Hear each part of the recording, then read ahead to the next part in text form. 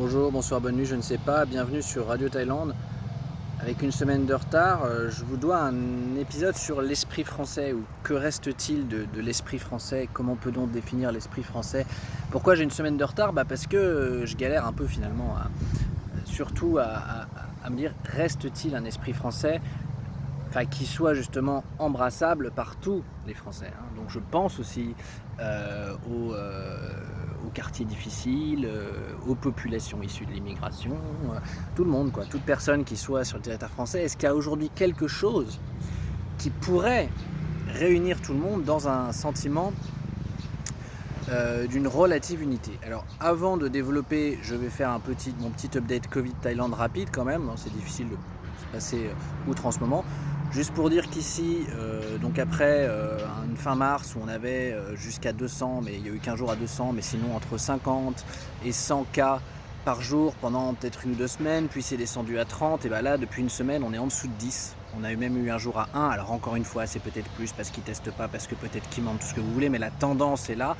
Et après 6 semaines de fermeture, grosso modo, de quasiment tout ce qui est commerce non essentiel, ils ont commencé, et ça j'aime bien, c'est pour ça que je voulais juste insister sur cette mesure qui est assez caractéristique de la Thaïlande, ils ont réouvert le 3 mai les petits commerces, pas les grands centres commerciaux. Vous voyez, les grands centres commerciaux sont encore fermés, les endroits qui rassemblent beaucoup de population, mais les petits commerces de quartier, donc là je viens pour la première fois depuis 6 semaines de faire mon petit brunch dans mon petit resto que j'aime bien, qui était ouvert avec gel à l'entrée, pancarte demandant de porter le masque. Alors forcément quand vous mangez c'est pas pratique, j'ai pas encore vraiment compris quelle était la règle exacte.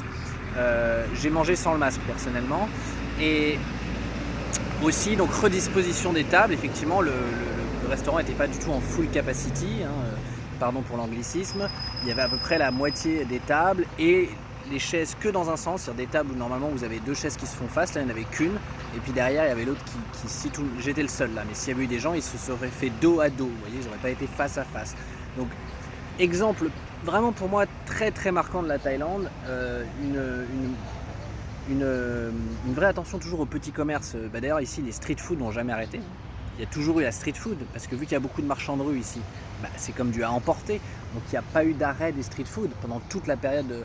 Donc finalement, sans arrêter les street food, sans arrêter les usines aussi, parce que j'ai lu ça récemment, ils n'ont jamais arrêté les usines, ils ont vraiment, déjà très rapidement, gel, masque, etc., c'était réglé ici depuis longtemps, distanciation sociale assez bien respectée, stickers dans tous les magasins, etc., prise de température, et effectivement, fermeture quand même généralisée de tous les endroits où il y a beaucoup de monde, beaucoup de rassemblements de population, et voilà, c'était réglé quoi. Donc peut-être que le climat aide, peut-être qu'ils sous-estiment un peu les chiffres. En attendant, les frontières sont toujours fermées, ils ont assez rapidement fermé les frontières aux étrangers, donc c'est pas rien, là on peut toujours pas venir faire du tourisme en Thaïlande. Donc je pense qu'il s'applique à vraiment s'assurer qu'il n'y a plus de transmission, que le virus ne circule plus ici. Après, ici, c'est leur grand débat, quand est-ce qu'on rouvre les frontières? Parce qu'évidemment, tous les professionnels du tourisme tapent des pieds, veulent qu'on rouvre les frontières, moi j'aimerais bien, et à la fois, bien sûr, on s'inquiète du seconde vague de cas importés. Voilà pour l'update thaïlandais. Donc ici, l'esprit, en tout cas, l'esprit national, il est réel, il n'y a pas de doute, ils ont plein de trucs où ils se retrouvent ce que c'est d'être Thaï, même si ici, par exemple, aussi de ne pas être d'accord avec le gouvernement antidémocratique, c'est une espèce de ciment, mais vous voyez,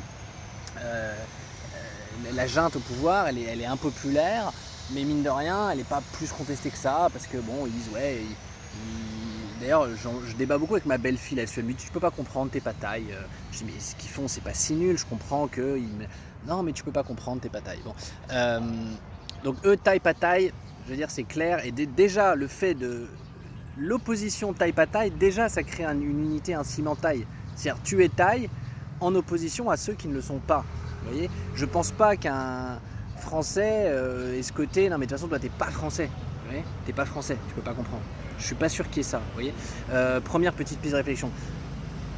Mais avant tout, donc voilà, je galérais à trouver qu'est-ce qui reste de l'esprit français, parce que bon, je pourrais faire 2 heures sur tout ce qui pourrait effectivement être constitutif de l'esprit français, entre l'amour pour la littérature, la langue française, l'exception culturelle, aussi un certain goût de l'esthétique, de la discussion aussi, le fait d'être bavard, c'est français, la dialectique, Et puis donc tout ça c'est je dirais plus le côté lumière, 18e siècle, vous voyez le temps où la France brillait de son intellect brillant.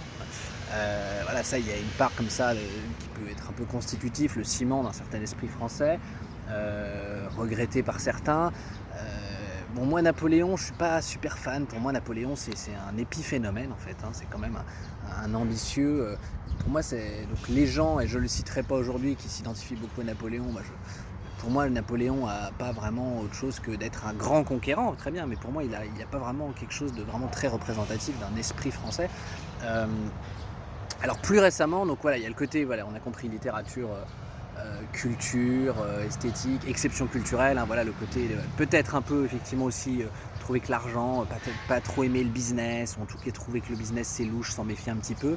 Ça je pense que c'est quelque chose qui date hein, déjà, parce qu'à l'époque déjà de la colonisation, etc., il y avait une démarcation très franche entre l'esprit très pragmatique, très business des Anglais ou des Hollandais, et puis des Français qui allaient être plus sur un côté domination, effectivement, côté se sentir supérieur et plus intelligent que les autres, hein. Ça oui, très français, à vouloir imposer ses règles, mais plus au nom d'une espèce de truc, vous voyez, supérieur, que ce soit Dieu, que ce soit une espèce d'universalisme intellectuel. Bon, ça c'est l'esprit français, mais déjà, vous voyez, déjà là je commence à peiner parce que je me dis, est-ce qu'on veut de cet esprit français, hein, je vais y arriver. Et puis plus récemment, qu'est-ce qu'il y a, je dirais, qui sonne français, c'est, je crois, la solidarité et l'éducation. Donc ça, c'est plus récent. C'est alors l'éducation républicaine, c'est peut-être voilà, fin 18e, 19e siècle, vraiment la mise en place d'une éducation républicaine. Je pense que début 20e, dans les avant-guerre, 30-40, c'est peut-être là que c'était au sommet, hein, le certificat d'études, les jeunes des classes populaires qui peuvent s'élever, accéder à des fonctions d'élite républicaine. Donc ce côté éducation gratuite pour tous, de qualité, hein, ça je pense que c'est quelque chose qui peut vraiment être retenu comme un fondement d'un esprit français ou d'un idéal français, disons. Et la solidarité, sécurité sociale, santé gratuite, ça c'est plus un modèle après-guerre, rendu possible aussi, et on va y revenir, dans des situations économiques tout à fait exceptionnelles. Donc une fois qu'on a fait le tour de tout ça, on pourrait se dire, bon voilà, on pourrait avoir une espèce d'idéal français basé autour d'un amour de la littérature, de la culture, de l'esthétique, une relative prudence, distance vis-à-vis du tout business et du tout argent, que je partage hein, sur certains aspects, tout en étant quelqu'un de très libéral, très entreprenant et finalement assez pro-business. Et effectivement, la solidarité et la santé. Voilà un peu les angles auxquels on peut tourner. Maintenant, le problème, je pense, c'est est-ce que les gens, tous les gens présents aussi sur le territoire français, déjà ont ça en tête, s'identifient à ça? Est-ce que ça peut être un peu les fondements d'une espèce d'union? J'en doute. Sur la culture classique, bon bah déjà, même sans être immigration, pas immigration, je pense qu'il y a un problème de génération, mais on va dire que si vous êtes un peu du genre à citer du Molière, du La Rochefoucauld, vous voyez, du Descartes, du Pascal, enfin voilà, on va pas les faire tous, je pense que vous passez déjà quand même pour un vieux conservateur un peu has-been. Donc ça c'est une première chose. Doit-on encore aller chercher là? Doit-on essayer de faire émerger autre chose? Une culture qui intégrerait une culture plus jeune, plus hip-hop, qui ferait un mélange dans lequel tout le monde pourrait un peu s'intégrer. Aussi s'intéresser à la culture plus arabe, qui est une belle culture, une culture aussi quand on s'intéresse à l'histoire du monde arabe, quand il était à son apogée.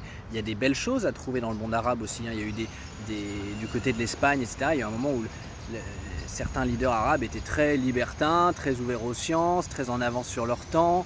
Il y a des belles choses à prendre aussi, qui font un peu rêver, etc. Aller du côté de Cordoue, voilà. Et donc voilà, est-ce qu'on reste sur cette espèce de ciment 18e qu'il faut absolument faire rentrer dans le crâne des jeunes qui n'en veulent plus, ou est-ce que déjà on se fait autre chose? Bon. Et sur le côté solidarité, école républicaine, là le problème c'est comment on sauve ça. Comment on sauve ça dans un contexte économique totalement rebattu, qui n'est plus du tout celui qu'il a été. Voilà. En fait, vu que j'arrive à 10 minutes, je pense que je ne vais pas apporter les solutions aujourd'hui. Forcément, j'ai des pistes de réflexion. J'ai posé un peu les bases de voilà, ce que c'est peut-être que l'esprit et l'idéal français, je dirais à l'ancienne. Quitte à me répéter, il y a le côté esprit français, langue, littérature, esprit particulier, hein, méfiance vis-à-vis du business, blablabla. Et puis il y a l'idéal, je dirais, d'une société égalitaire, et solidaire. Voilà. Donc ça c'est très beau, mais tout ça part complètement en lambeaux. Et je conclus sans chercher à apporter réponse à tout ça, mais ça relance quand même. En 2007, Sarkozy avait lancé, ou tenté de lancer, je crois que ça a été un échec, ça n'avait jamais été au bout, un débat sur l'identité nationale. Et ben j'y ai pensé, vous voyez, parce qu'il y a un peu de ça, je comprends l'idée, c'est qu'est-ce que... Pour moi, c'était pas forcément une mauvaise idée de se dire il faudrait qu'on débatte, en tout cas que tout le monde participe, pour essayer de redéfinir qu'est-ce que ça peut vouloir dire de se sentir français. Le problème, et je pense que là où ça a buté, c'était sur le mot identité, parce que j'ai fait ma petite recherche étymologique. Alors j'ai plus le nom latin ou grec en tête, mais en gros il y a l'idée étymologiquement il y a quelque chose comme plat, identique, vous voyez, plat, dans l'identité, identique, même, pareil, vous voyez.